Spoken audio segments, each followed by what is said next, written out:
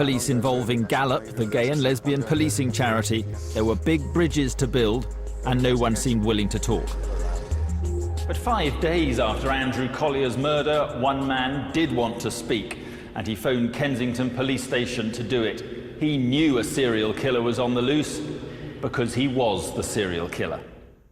Once again, it seemed Ireland wanted his gruesome work to be noticed. And he's trying to explain to me that he'd committed a murder in the last couple of days.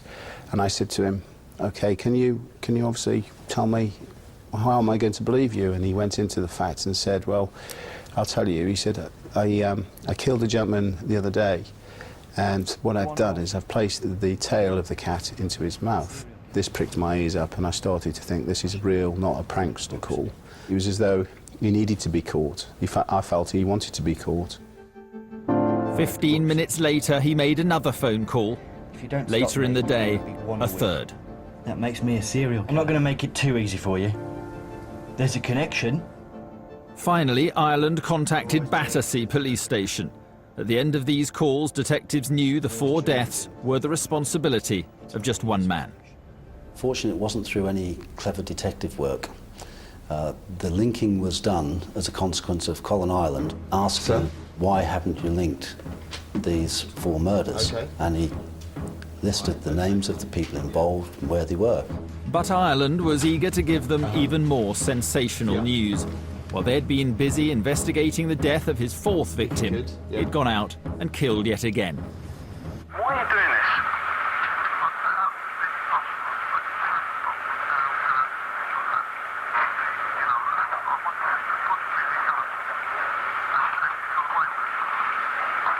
But why in particular homosexuals?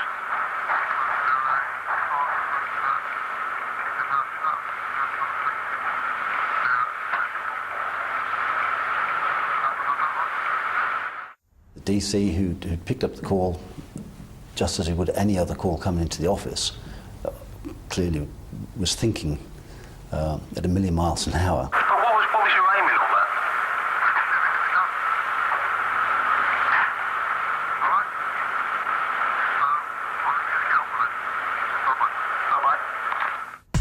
that? Cool, calculated. He knew what he was doing. He was playing a game with us. How do you stop him? Ireland had claimed his 5th victim, Emmanuel Spiteri, just 5 days after killing Andrew Collier, and he'd met him yet again during a visit to the Colhern. I did talk to him then. I saw him on the tube station a little bit later. I was caught, we bumped into him. Got talking to him then. The 2 men made their way back to Spiteri's South London flat via several trains. When they got there, Ireland, now a pro, cuffed and bound him, put a noose around his neck and demanded his PIN number. But unlike the other victims, Spiteri refused and said nothing. He said, "Nod if you want to talk to me, only about the information I'd asked him for." And he started to shake his head up and down. But I think that was more of a reaction to being strangled. Ireland craved a greater buzz for this, his 5th murder. He had reached a whole new level in humiliating his victim. And then piled all the papers and furniture together in the centre of the room for no particular reason, but I've reached a point where I couldn't stop myself. With Spiteri laying dead, Ireland set the flat on fire. He made his way back to Southend, calling in to see his friend Richard Higgs on the way home. But this time, his behaviour was erratic. You got a few minutes? First thing I noticed was that he just dropped his bag on the floor, whereas normally he'd hold, his bag would be held in sort of great regard, and he'd be very careful with it. Of course. Come with me. Fine. Good. Just want to come and have a chat. He was speaking very oddly. He was speaking in the third tense.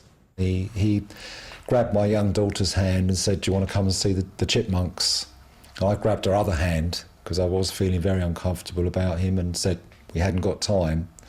And he stopped, and in the third tense he said, I asked if she wanted to see the chipmunks. He says, no, you can't. And I just wanted to get away as quickly as possible. Back in London, the police received a call from Emmanuel Spiteri's landlady. The fire had burnt itself out, but her lodger was lying dead. Here he is, he's killed now 5, 3 in a week. The tremendous pressure, unbelievable it was.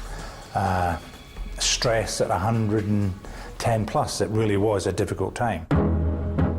There was no time to waste. Just hours after locating Spiteri's body, the police arranged a midnight press conference. Thank you for coming, ladies and gentlemen. I'm sure you're wondering why this time late at night.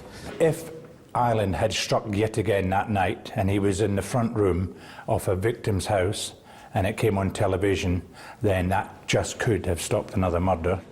It has now been established this afternoon, pathologically, forensically, that those murders are linked. There has been a 5th development tonight, a murder, which bears features to the others that we are investigating. News reports warned the gay community to be careful in case the killer was preparing to strike again. And the police did another press conference, this time aimed directly at the killer. Enough is enough. Enough pain, enough anxiety, enough tragedy. Give yourself up. Officers were dispatched onto the streets to appeal for more information. Their target, London's Gay Pride Festival, attended by more than 50,000 people. I've got a lot of time and a lot of praise for one particular member of the gay community who had the guts to come forward and actually talk to us. Wasn't easy. His parents didn't know he was gay, and he gave us an excellent description. He was on the same train as Spiteri and Ireland going down to Hither Green. Soon, other witnesses came forward, all offering descriptions of the man police were looking for. As a result, they were able to issue an E-fit. But more importantly, they'd also been given 450 hours of CCTV footage to sift through. The images were captured at Charing Cross, the station Emmanuel Spiteri would have used to travel home to South London before he was murdered. Finally, the officers identified him and had an image of the killer.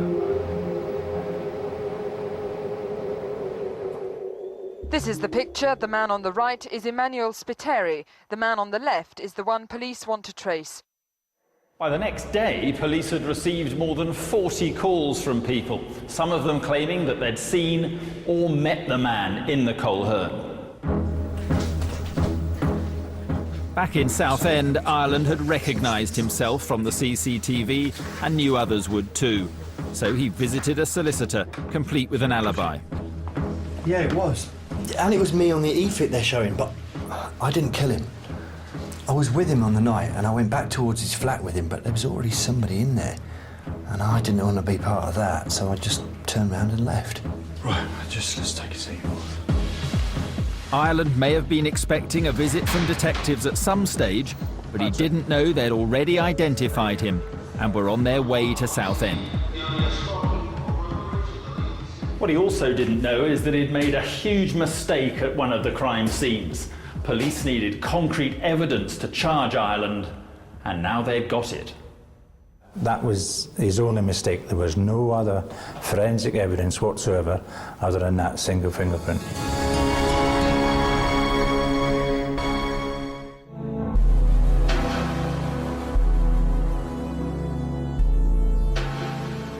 The identification of Colin Ireland on CCTV had given detectives their first major breakthrough in their hunt for the serial killer. But although he'd been captured on film alongside one of his victims, he'd prepared an excuse. And I didn't want to be part of that, so I just turned around and left.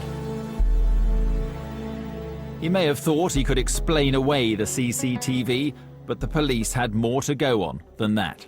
The second breakthrough for the total investigation was the fingerprint at Andrew Collier's address. One of the marks we found in this flat, which turned out later to be quite significant, was on this rail here. Subsequently, we found that the mark we lifted from here was identical with Ireland. How had Ireland made this mistake? After every killing, he'd been meticulous in cleaning up, but soon after arriving at Andrew Collier's flat, there'd been a disturbance outside. Whilst looking through the window, Ireland had left his mark, and for the first time, forgot to wipe it clean afterwards. That was his only mistake. There was no other forensic evidence whatsoever other than that single fingerprint. To be dispatched down to Southend at that time was a bit of an adrenaline rush, because we really felt that this was going to be the break we needed, and we're going to arrest the man who'd killed 5 people in London. When Ireland returned to the solicitor's office later that day, Terry Webster was waiting for him. Colin Ireland. Colin Ireland, I'm arresting you on suspicion